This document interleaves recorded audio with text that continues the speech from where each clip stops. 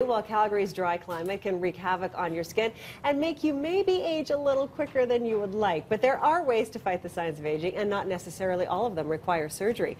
For some helpful tips, we turn to cosmetic surgeon Dr. Jonathan Lee of Dr. Jonathan Lee Plastic Surgery. Good morning, Dr. Lee. Thank you for coming in. Good morning. Thank you for having me. So, what I like to talk about sometimes is the biology or the physiology of what's going on with some of these issues. So what exactly is happening to your face as you age on a sort of physiological level? Well, there's two fundamental things that happen as we age.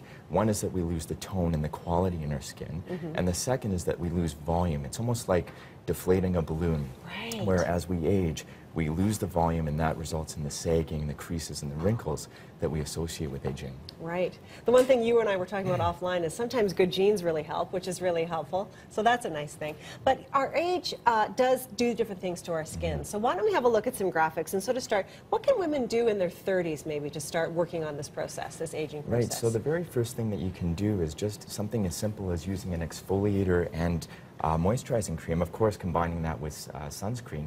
Look at that difference. It's very subtle, but it's very much there. Yeah, the other option here is to use facial fillers, and this is a patient who's in her early 30s. She has some vertical creases in her forehead, as well as some hollowing in her lower eyelids and prominence of the folds around her nasolabial folds. And what this patient has had is some Botox or Dysport into the forehead, as well as some Dermal Filler product into her lower eyelids, cheeks, and her nasolabial folds. There are so many options when it comes to those fillers, aren't there? Yeah, definitely. There's lots to choose from. That's a conversation you want to have with your doctor, right? Absolutely. About which one's right for you. Yeah. Let's go to our next graphic now. We have a person in their 40s. What are we looking at in the 40s now? How is that different from 30s? I think that as we age, all of these facial features become more accentuated. This is a patient who's lost some volume in her lower lids. She has a little bit of dark circling around her lids and lost some volume in her cheek as well. And she would benefit from some Dysport Botox into the forehead, as well as some filler into her lower lids and cheeks. And that's what's done here with Dermal product. And it just gives her a more refreshed appearance, a little bit more rested looking. Well, that's just it, right? It's not an extreme difference. It's not like, oh, someone's had something done. You just think, oh, wow, you look like you had a really good sleep or something like that. And that's what most women are looking for. They're looking for a very natural look. They don't want to look overinflated or like they've been operated on or injected. Right, absolutely. And then when we hit our 50s, there are also options as well that may differ from some of the ones that we've already seen. Sure. So again, you may be exploring the fillers? Fillers are still a good option. I think for a lot of people that's great.